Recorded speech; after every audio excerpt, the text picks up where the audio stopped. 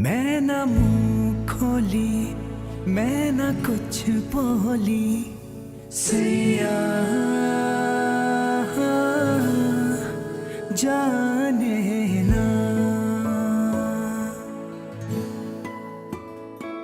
मैं ना मुंह खोली, मैं ना कुछ बोली, सैया जाने ना।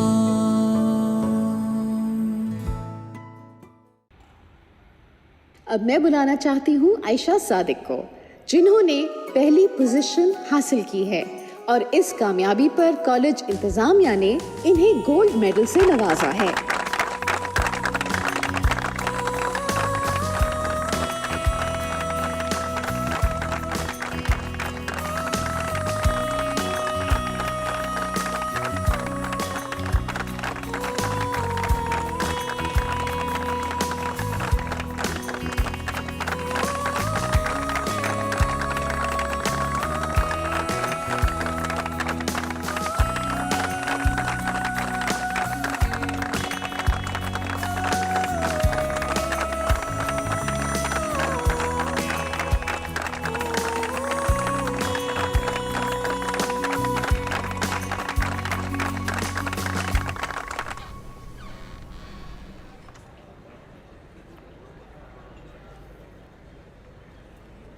अब तो जॉब भी अच्छी मिल गई है, अब क्या एतराज़ है खाने का?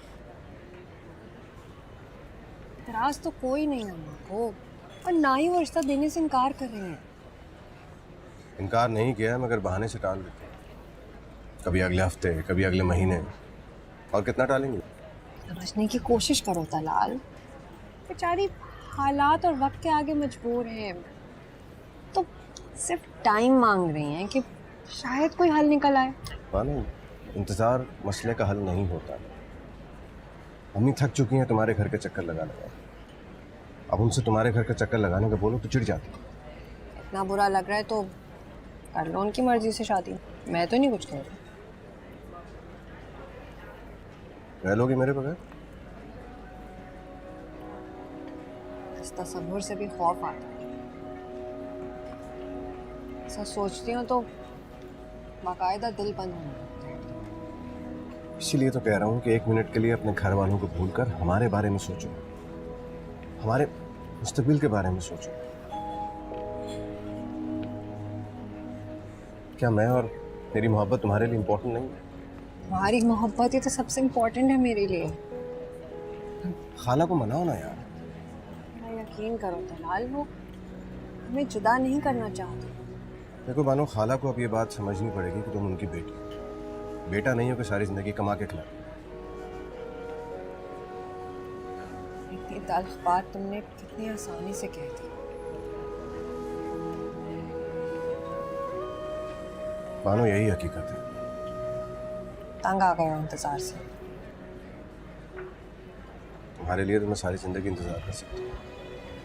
अगर अम्मी चाहती हैं कि सबसे पहले मेरी शादी, तुम ही बताओ, बड़ा बेटा होने के नाते क्या मैं उनकी ख्वाहिश का एहतराम ना करूं? इस बार भी हाँ कर दी, तो मेरा वादा है।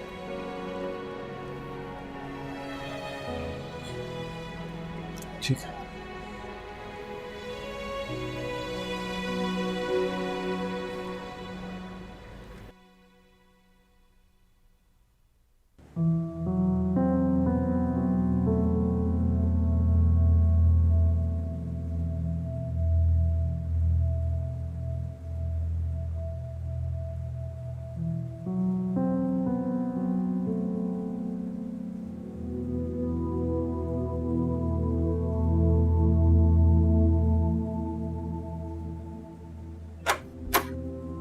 करीम, जी साहब। बाबा की तबीयत ठीक है? जी।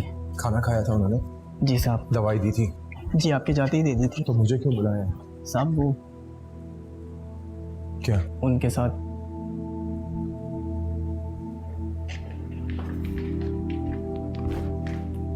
क्या हो गया यार आपको? जान निकाल दी मेरी यार आपने।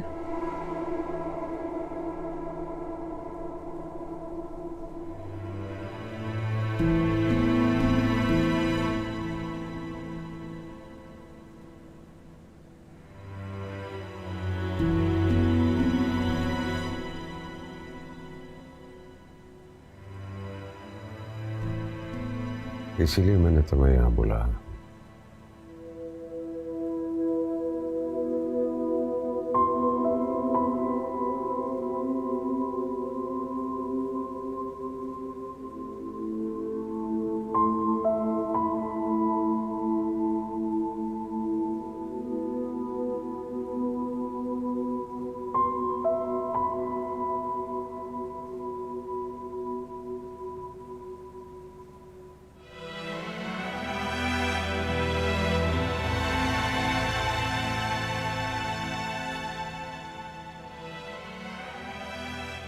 क्यों आई है यहाँ? सादिया को मैंने बुलाया। किस लिए? भूल गए उन्होंने क्या किया हमारे साथ? मेरा जिंदगी के जो थोड़े दिन बच गए वो गलतियां भुला कर जीना चाहता हूँ। कि उनकी इस घर में कोई जगह नहीं है और ना ही हमारी जिंदगी में। उनको बोले वापस चली जाए। बेटा, मैंने हमेशा चाहा कि हम एक साथ रहें। इस वक्त मैं अपनी फैमिली को मुकम्मल देखना चाहता हूँ। कौन सी फैमिली की बात कर रहे हो आप? आप भूल गए हो हमारी फैमिली मुकम्मल नहीं हो सकती कभी भी। मैं उनको आसपास भी नहीं देख सकता और आपके आसपास तो बिल्कुल भी नहीं। उनको बोलो वापस जाए। बेटा, ये मेरे कहने पर आई है। तुम्हारी माँ है और अपनी माँ को माफ कर दो। माफ कर दो? आप माफ कर सकते हो, मैं नहीं। मैं तुम्हें अकेले नहीं देख सकता बेटा, ये मेरी आखिरी ख्वाहिश है। प्लीज आप बस करो ये सारी बातें करना। For God's sake, कुछ नहीं होगा आपको। मैंने बात करी है कल डॉक्टर शुएब से। उसने होप दिलाई और हम लोग कल अमेरिका जा रहे हैं बस। बेटा, पिछली बार मुझे डॉक्टर ने जवाब दे दिया था। मैं आपको यूं खुद से दूर जाते हुए नहीं देख सकता। मैं आखिरी सांस तक लड़ूंगा।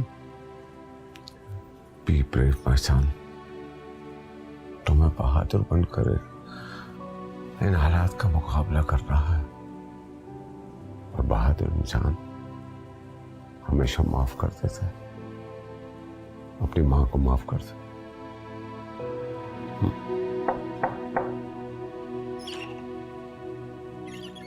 बादशाह साहब, वो इम्तियाज साहब आए हैं ताज़ियत के लिए।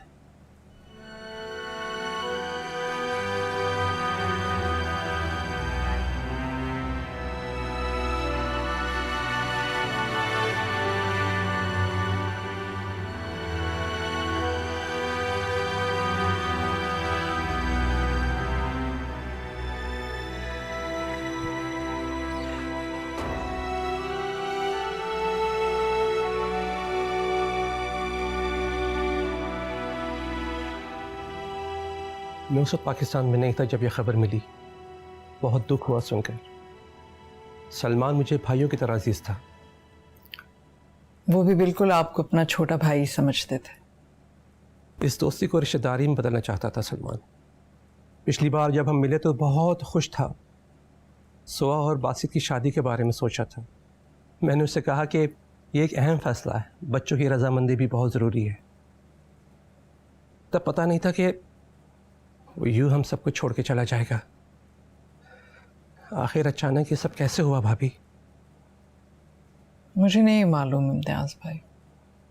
अपनी डेथ से 1 माह पहले उन्होंने मुझे कॉल की थी। तब वो कैंसर के आखिरी स्टेज पर थे। मुझसे कहा कि मैं आ जाऊं। ये तो आपने अच्छा किया कि आप आ गई। बासित भी सलमान के बाद बहुत अकेला हो गया है। जी। करीम, जी साहब। इनको बोलो मेरे पास लाउंज में आके मिले। जी।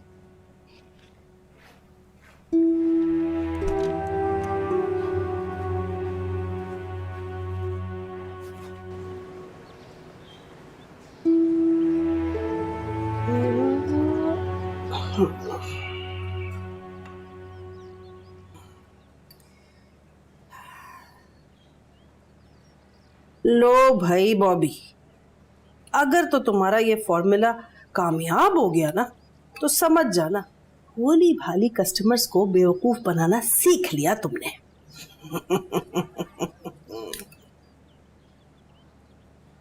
अरे ये क्या, हम पर रहम करो बॉबी। मैं ये दूध हल्दी बेसन मुंह पर लगाने के लिए नहीं लेती। भाभी, हर बिजनेस का एक उसूल होता है, पहले कुछ लगाना पड़ता है, उसके बाद ही फायदा होता है।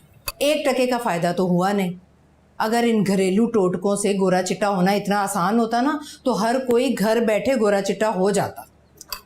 अरे भाभी आहिस्ता बोले, अल्लाह अल्लाह करके तो एक कस्टमर आई है, आप क्या चाह रही हैं कि वो भी भाग जाए? अल्लाह करे भाई। मेरा दिल मत दुखाएं भाभी, यतीम की बद्दुआ लग जाती है। ओह, मैं कहाँ फंस गई इन यतीमों में। याद है मरतबा अम्मा ने क्या कहा था कि मेरी बॉबी का ख्याल रखना। बॉबी तौबा करो, हम घर के खर्चे पूरे करने में जुटे हैं। ये बेमकसद के शौक तुम्हें जचते नहीं हैं और मैं अपनी चीजों का ज़िया होते नहीं देख सकती। अरे मैंने कौन सा सारा घर समेट कर दे दिया? मैं अगर अपना दिल बहलाने के लिए कुछ भी कर लेती हूँ तो आपको ज़या लगता है। आपकी अपनी बेटियां घर से बाहर निकलकर कुछ भी करती फिरे, अपनी मनमर्जी करे, उन्हें तो आज तक नहीं रोका आपने। ये कवारी नंद भी ना एक अजाब से कम नहीं है। आप बिल्कुल बेफिक्र रहें, जिस दिन मेरा पार्लर चल गया ना उस दिन सूद समेत आपका 1-1 रुपया वापस करूंगी मैं, ये वादा है बॉबी का आपसे। अच्छा,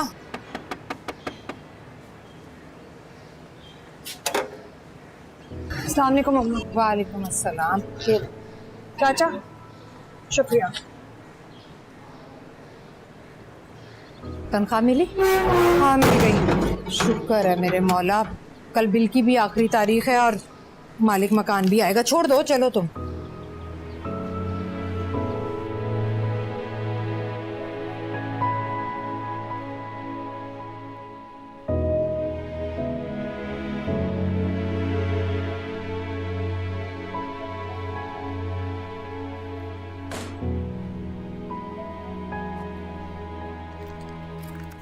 ये 25,000 है। 25,000? बाकी के पैसे कहाँ हैं? 5,000 का ये सामान आया था और 10,000 मैंने लिए हैं। तुम क्या करोगी 10,000 का? क्यों, अपनी तनख्वाह में से 10,000 भी नहीं ले सकती मैं? ज्यादा जताने की जरूरत नहीं है, अच्छी तरह से जानती हूँ क्यों लिए तुमने 10,000। सुनार का फोन आया था, वहां गई थी ना तुम? क्या जरूरत थी उसे सेट के लिए एडवांस देने की? यहां पेट पालना मुश्किल है और तुम्हें सेट पहनने का शौक चढ़ा है। शौक नहीं है ये मेरा, आपके लिए कर रही हूँ। सोने का सेट देंगी तो आप ही की इज्जत बढ़ेगी। इज्जत से पेट नहीं भरता, खाक में डालो ऐसी इज्जत को जो पेट काट काट कर मिले। महंगाई दिन ब दिन बढ़ती जा रही है, महीने के आखिर में 10-10 रुपए की मोहताज होती हूं मैं। और एक अम्मी, जैसे हमारे हालात हैं ना, अगर खर्चा बचा बचा कर नहीं रखेंगे तो कुछ नहीं होगा हमारा। अच्छा, तो फिर ये सब क्या है? हाँ, ये टिश्यू, ये स्प्रे, ये बोतल, ये फजूल खर्ची क्यों की है तुमने? वो शम्सा आंटी और तलाल आ रहे हैं। अच्छा, मैं भी कहूं कि हमारी इतनी फिक्र तुम्हें कब से होने लगी? तुम फिर मिलने लगी हो ना उस बेईमान से। क्या है अम्मा, उसका नाम सुनकर इतना क्यों चढ़ जाते हैं? क्या बुराई है उसमें? बुराई? मैं उस माँ बेटे को अपने सर पर बिठाऊं? कसम खुदा का, शादी की इतनी जल्दी है उन्हें, ऐसे जैसे कल क़यामत आ जाएगी। 3 साल से रिश्ता मांग रहे हैं वो लोग। आंटी सिर्फ तलाल के कहने पर आ रही। माँ प्लीज प्लीज इस बार मान जाए। यूं किसी को इंतजार की सूली पर लटकाए रखना गलत है। गलत? हाँ, अब तो तुम्हें मैं ही गलत लगूंगी। सच कहते हैं ये जमाना नहीं बेटी बिठाने का। मैं ही पागल थी जो अपनी बेटियों को अपना पुरसाने हाल समझती रही। यहाँ तो 12 साल की लड़की को बर चाहिए होता है। अम्मा 32 की हो गई हूँ काम करते करते। ताना दे रही हो? हाँ, अब बस यही कसर रह गई है। अब तुम अपनी कमाई का ताना दोगी अपनी माँ को? सही है, बेटी कभी बेटा बन ही नहीं सकती। तलाल की अम्मा दूसरी लड़कियां देख रही हैं उसकी शादी के लिए। हाँ तो ढूंढ लेना कोई चुड़ैल। लेकिन मेरी एक बात कान खोलकर सुन लो तुम, जो अपनों को मुसीबत में छोड़कर भागते हैं ना, वो खुद भी कभी सुखी नहीं रहते। अम्मा मैं किसी को कहीं छोड़कर भाग नहीं रही हूँ, अपनी जिम्मेदारी में पूरी ईमानदारी से निभाऊंगी। अम्मा, लेकिन इस बार अगर आपने इनकार किया ना तो मेरा वादा टूट जाएगा। अपनी बड़ी फिक्र है तुम्हें, और जो हमारी उम्मीदें टूटेंगी उसका कोई एहसास नहीं। ये सिर्फ तलाल की मोहब्बत है जो उसने अभी तक बेवफाई नहीं की। वरना जितनी दफा आपने उन्हें लौटाया है ना, कोई पलट के नहीं आता है। मर्द की वफा का कलमा भरने वाली औरत अक्सर कुफर कर जाती है। ये मोहब्बत कुछ नहीं होती, बस आंख का धोखा, दिल का फरेब।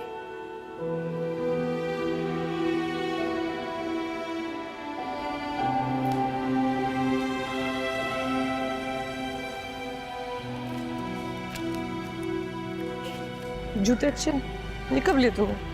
ये उस दिन बानो आप एक साथ गई थी ना, तब लेकर आई थी।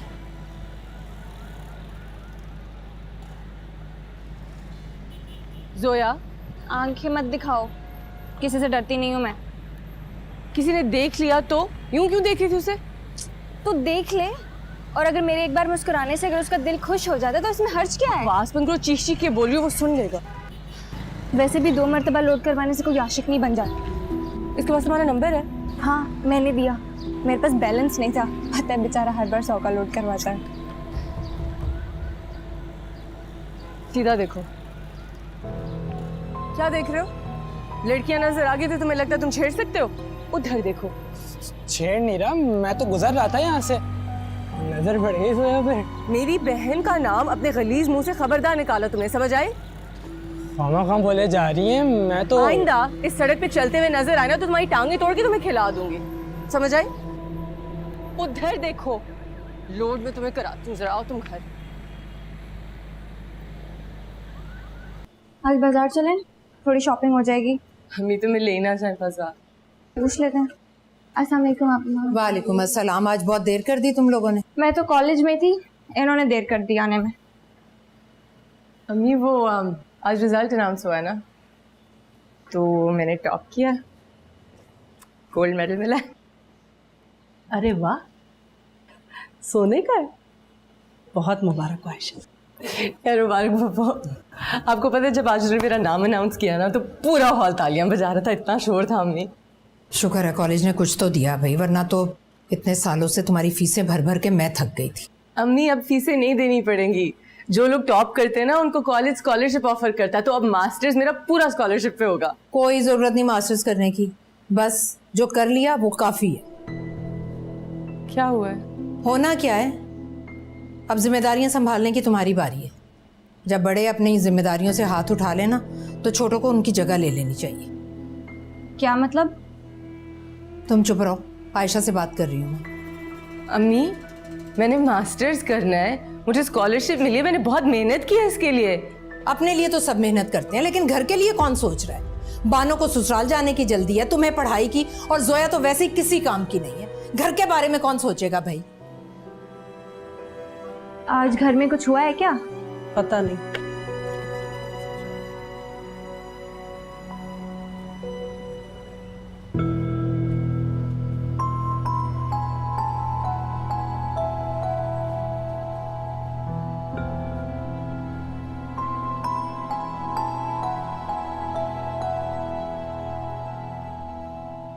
मानो सो रही हो?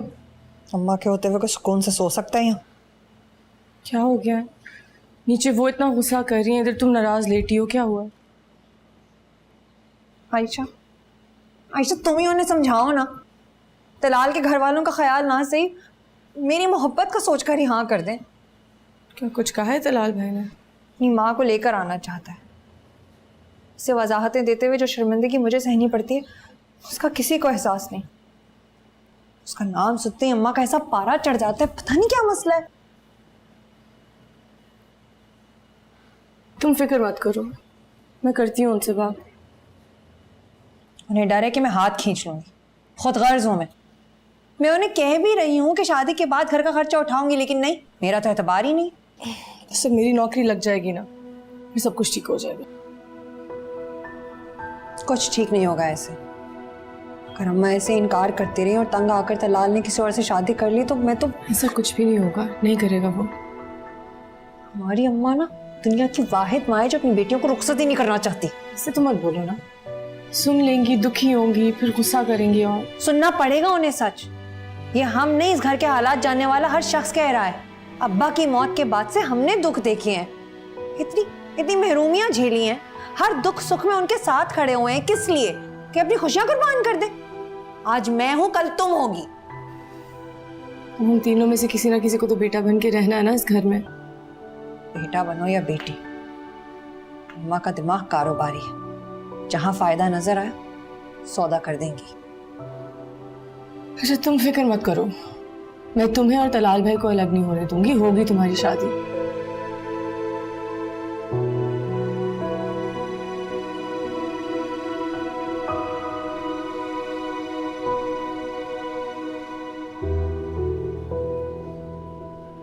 उन लोगों की जल्दबाजी की वजह से हम पर तो फाके आ जाएंगे। मैं बात करती हूँ उससे। नहीं हरगिज नहीं, बानो से उसके रिश्ते के बारे में कोई बात नहीं करेगा, खासतौर पे आप तो नहीं बोबी फुप्पो। मैंने क्या कहा? मैं भी तो यही कह रही हूँ कि बानो नादान है, मर्द की हकीकत से नावाकिफ है। अभी जिस आज़ादी की उसे अहमियत नहीं मालूम, कल को उसी के लिए ज़ारो कतार रोएगी। होगा उसे एहसास तब होगा जब वो बदजात शौहर बनकर उसकी लगामें खींचेगा। नहीं, जब देने वाला बेजारों के हाथ खींच लेना तो लेने वाले को खामोशी से पीछे हट जाना चाहिए। क्यों? मेरा उस पर कोई हक नहीं है, माँ हूं मैं उसकी, मेरा हक है उस पर। आपके हक की वजह से वो अपने हक से दस्तबरदार हो जाए, और कब तक? इस घर के मसले मसाइल खर्चे वगैरह तो पता नहीं कब खत्म होंगे, तो कब तक अब उसकी शादी नहीं करेंगी? ज्यादा उसकी हिमायती बनने की जरूरत नहीं है तुम्हें। तुम नौकरी ढूंढो, जब तुम्हें नौकरी मिल जाएगी ना तब मैं उसे रुखसत कर दूंगी। ठीक है तो फिर ढूंढ रही हूँ ना मैं नौकरी, लेकिन तब तक बानो से उसके रिश्ते के बारे में कोई बात नहीं करेगा, और तलाल भाई और शमसा खाला से इज्जत से पेश आएंगे सब।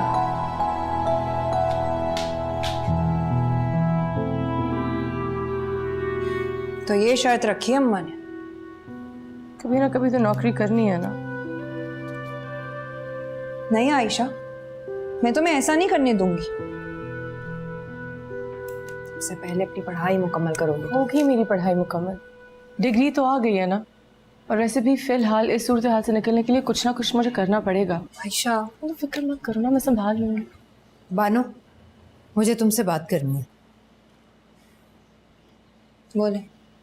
देखो बानो, माँ औलाद का कभी बुरा नहीं चाहती, और मैं तुम्हारी दुश्मन नहीं हूँ, और तुम ये बात भी अच्छी तरह से जानती हो कि तुम हमारे घर का वाहिद जरिया।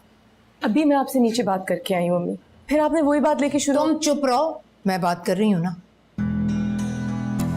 देखो बानो, तुम्हारी कमाई से इस घर का चूल्हा जल रहा है, इसलिए कुछ दिन रुक जाओ। आयशा को नौकरी मिल जाए, तुम फिर। मैं जानबूझकर सताने के लिए नहीं करी ऐसा। तो छोड़ दो उसे। कमाने वाली लड़की के लिए लड़कों की कमी नहीं होती। कोई अमीरजादा मिल जाएगा जो तुम्हें माँ बहन की मदद के लिए मना नहीं करेगा। तलाल तो खुद छोटा सा मुलाजिम है। तलाल जैसा शरीफ और मुखलिस लड़का मिलना आसान नहीं है, और वो लालची नहीं है।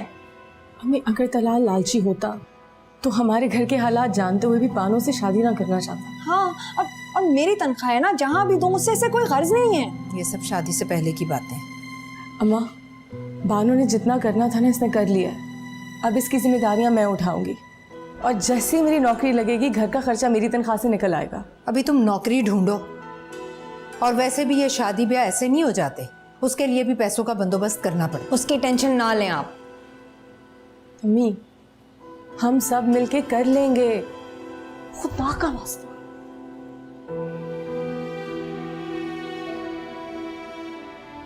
नौकरियां इतनी आसानी से मिलती ना तो यहाँ इतनी गुर्बत ना होती, और ना ही कोई भूखा मरता, हर किसी को छत में असर होती। और यहाँ तो ना हालात साथ दे रहे हैं और ना ही किस्मत। मैं कोशिश कर रही हूँ, वक्त लगता है नौकरी मिलने में। आप चाहते हो मैं भी वही गलती दोहराऊं जो आपने दोहराई थी, जिसकी वजह से सारी जिंदगी मैंने सफर किया था? आप चाहते हो एक और बासित पैदा हो और सारी जिंदगी वो अपने आप से लड़े? मैं ना मुंह खोली, मैं ना कुछ बोली, सैया जाने ना।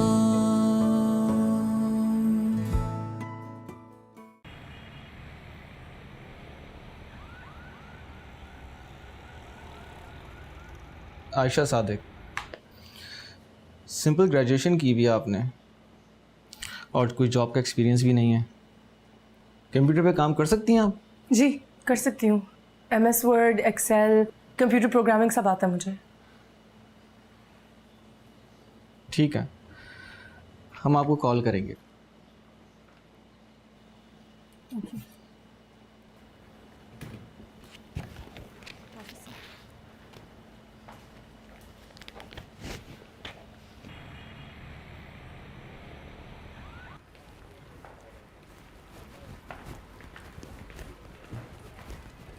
It's good to have you back, sir. Thank you.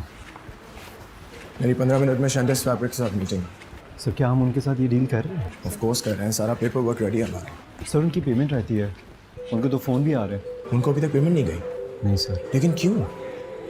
तुम जानते हो हमारे पास रॉ स्टॉक के अंदर कोई भी लेदर का माल नहीं है। जी सर। सो व्हाट जवाब? Get the file to my room. Yes sir. क्या अकाउंट सीज हो गए हैं? जी सर, मुझे भी आज ऑफिस आकर ही पता चला कंपनी के तीनों अकाउंट सील हो गए। मगर क्यों?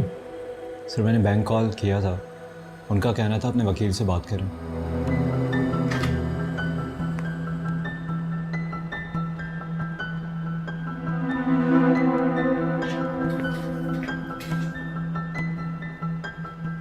हेलो मंसूर अंकल, आप मेरे ऑफिस आए इसी वक्त। सर आई सजेस्ट कि हम फ़िलहाल शेंटेक्स फैब्रिक के साथ ये मीटिंग कैंसिल कर दें। नहीं, हम ऐसा नहीं कर सकते और ये बात इस ऑफिस से बाहर नहीं जाएगी। पेमेंट अरेंज होगी। अगर ये डील कैंसिल हो गई तो हमारी कंपनी को बहुत बैड नेम होगा। I can't afford that. जी sir.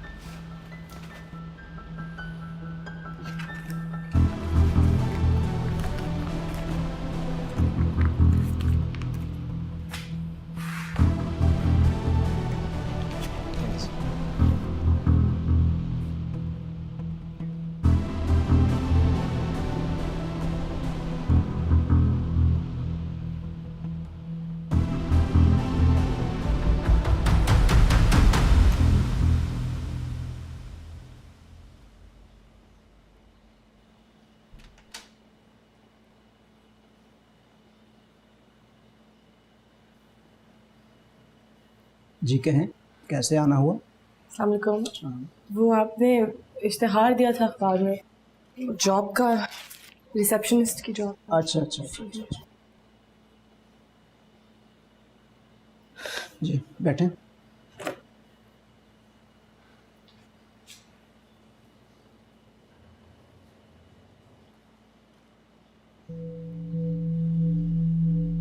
I hereby give, devise and bequeath all my properties, whether movable or immovable, whatsoever and whosoever, to my son on a condition that he has to bury first.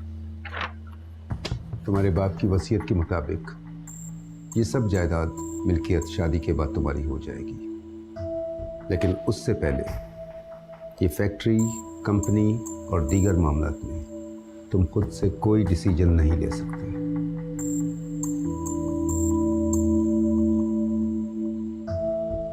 क्या सोच के किया है बाबा ने ऐसा? वो कैसे कर सकते हैं मेरे साथ ऐसा? ठंडे दिमाग से अगर सोचो तो सलमान को ऐसा करने पर तुमने ही मजबूर किया। तुम शादी के खिलाफ हो, बार बार शादी से इनकार करना। कोई बाप जो अपने बेटे से शदीद प्यार करता हो, उसे ऐसे जिंदगी के रहमो करम पर कैसे छोड़ सकता है तन्हा? लेकिन मेरी पर्सनल लाइफ और मेरे बिजनेस को कैसे मिला दिया बाबा ने? क्योंकि हर कामयाब बिजनेसमैन की जिंदगी का कोई मकसद होता है और इस मकसद को पाने के लिए कोई साथ निभाने वाला होना चाहिए, कोई साथ चलने वाला। वो तो तुमने सुना ही होगा, हर कामयाब मर्द के पीछे एक औरत का हाथ होता है। लेकिन मैं ऐसी किसी बात को नहीं मानता। तुम मत मानो, दुनिया मानती है और दुनिया ने ऐसे होते हुए देखा भी है। यार क्या मतलब? कुछ नहीं हो सकता। मतलब क्या मजाक लेकर आ गए आप? मेरी सारी बिजनेस डील्स रुकी हुई हैं, सालों की मेहनत लगी हुई है। आप बाबा की ये वसीयत लेकर आ गए हैं कि अगर मैं शादी नहीं करूंगा मेरे अकाउंट सीज रहेंगे। Are you serious?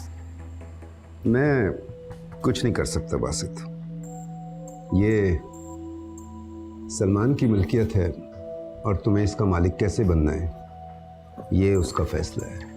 वो तुम्हें यूं अकेला मशीन बनता हुआ नहीं देख सकते थे। लिसन टू मी मंसूर साहब, ये मेरे बाबा की लेगेसी है और मैं शादी जैसी फजूलियात पे बिल्कुल यकीन नहीं रखता। तो प्लीज आप कुछ करें, मैं अपना करियर बर्बाद नहीं होने दे सकता। ये सब किसके लिए कर रहे हो तुम? अपने लिए, अपनी जात के लिए कर रहा हूं। और तुम्हारे बाद ये सब मिल्कियत क्या ट्रस्ट में चली जाए। I don't care. Change the damn will. I don't care. Change the damn will. देखो बासित, मुझे वकालत मत सिखाओ, ये इलीगल है। I can not change this. तो क्या चाहते हैं आप? तुम्हें खुद को बदलना होगा। देखो, मैं तुम्हारे बाप की जगह हूं, इन हाथों में खेल कर बड़े हुए हो तुम। मैं तुम्हें गलत मशवरा नहीं दूंगा। शादी कर लो किसी भी लड़की को जिसे तुम जानते हो या पसंद करते हो, या वो क्या नाम था, हाँ वो इम्तियाज की बेटी, उससे मिल लो, शायद तुम्हारा इरादा बदल जाए। नहीं। अच्छा लिसन, तुम कहो तो मैं कोई लड़की ढूंढूं तुम्हारे लिए। क्या बात है मंसूर साहब, वकालत छोड़ के आपने मैरिज ब्यूरो खोल लिया है। तुम्हारे लिए अगर मुझे ये भी करना पड़े तो करूंगा। अगर आप मेरे लिए कुछ भी कर सकते हैं ना, तो इस वसीयत को बदलें। बेटा, इस वसीयत को पत्थर की लकीर समझो, आगे तुम्हारी मर्जी।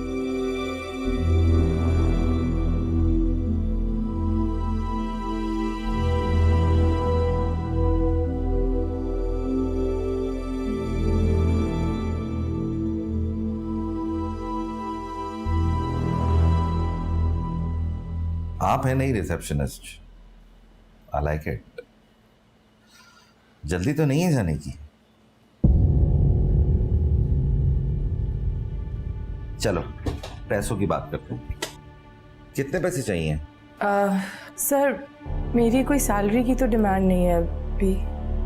ये क्या कर रहे हैं आप? सॉरी, हाथ लग गया, कैमरा खुला हुआ था। इसको डिलीट करें। अरे जल्दी क्या है, ये देखें तो कितनी प्यारी लग रही है आप। बहुत घटिया तरीका नहीं है किसी से फ्री होने का। अगली दफा किया ना तो इस फोन की जगह ना तेरा सर होगा, समझ आई? अपनी माँ से जाके के कितनी प्यारी लग रही हैं। घटिया लोग इस मुल्क में।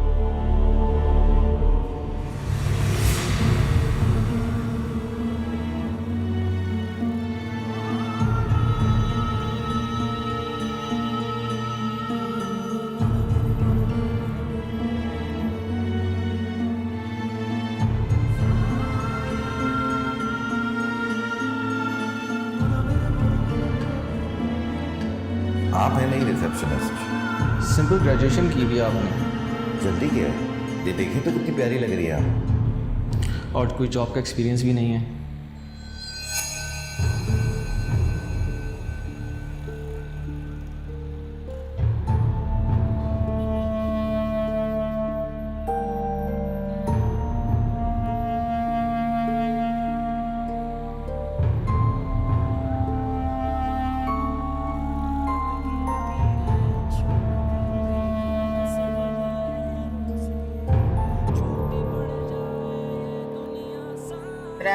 दे रही हूँ।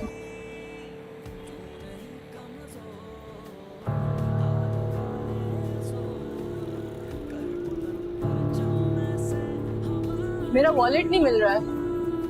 इधर देखें जरा, इधर ही खड़ी हुई थी मैं।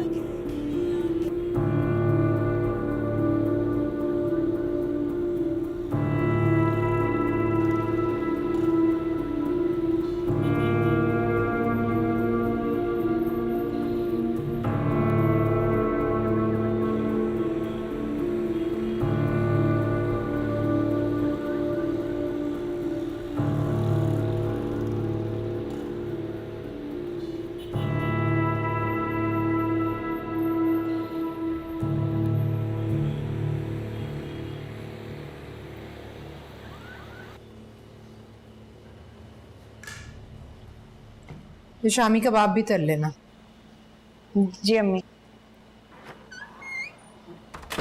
अस्सलाम वालेकुम। वालेकुम अस्सलाम। हाँ भाई, क्या हुआ? कुछ हुआ भी या थक हार कर वापस आ गई हो? मुझे ज़रा 200 रुपए दे देंगी, बस रिक्शे वाला इंतज़ार कर। जब पैसे थे नहीं तो रिक्शे पर आने की ज़रूरत क्या थी? मैं मजबूरन आई हूँ, वॉलेट बस पे चोरी हो गया इसलिए। ये अच्छी हुई भाई, कमाया कुछ नहीं और लुट कर आ गए। नहीं है मेरे पास खुले पैसे, इनसे लो जिन्हें कमाई की अकड़ है। मैं भी लाती हूँ, रुको।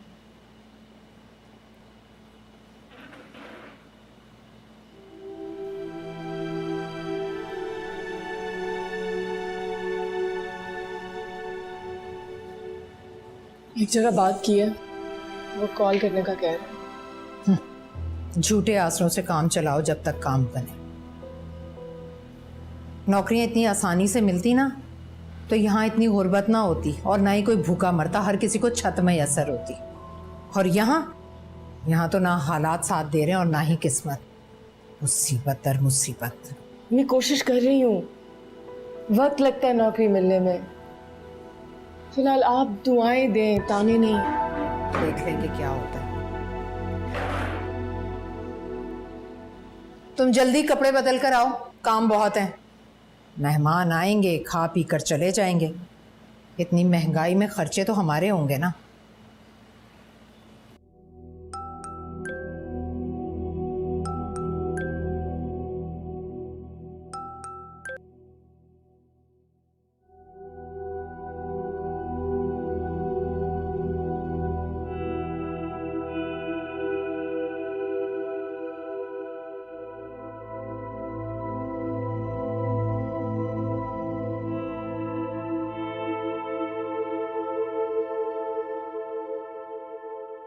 के माशी मसाइल के, और जो हुकूमत कहती थी, अपोजिशन कहती थी, हुकूमत में आके वही IMF के पास जा रही है और माशी सूरत हाल।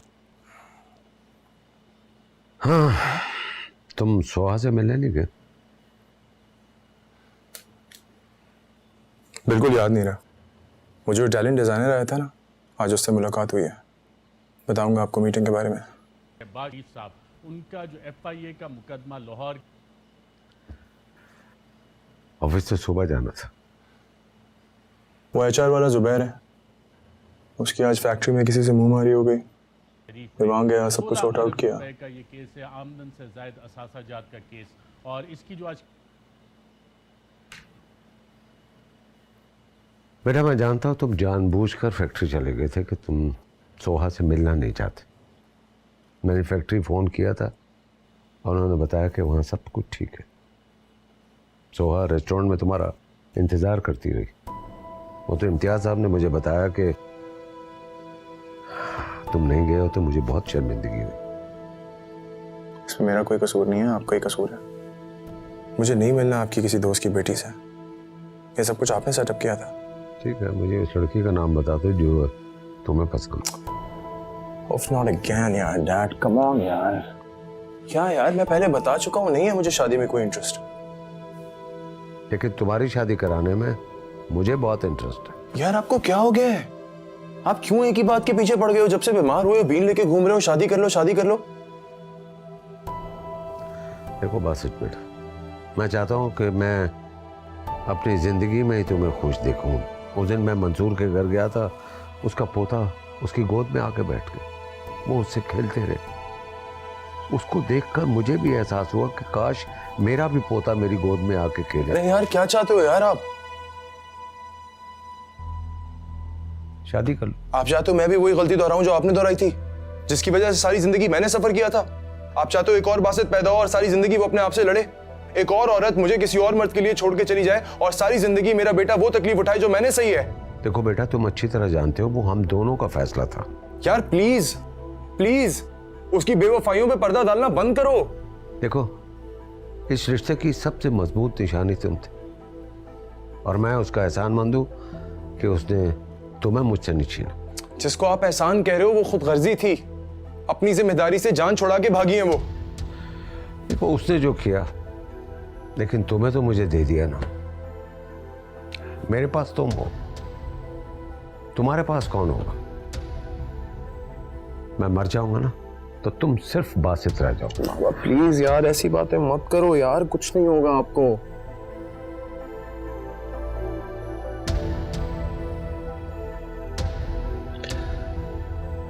सारी औरतें एक जैसी नहीं होती बेटा। मैंने एक एक ही औरत देखी है जो मक्कार थी, और मैं औरत पे भरोसा नहीं कर सकता। हम अब इस बारे में बात नहीं करेंगे।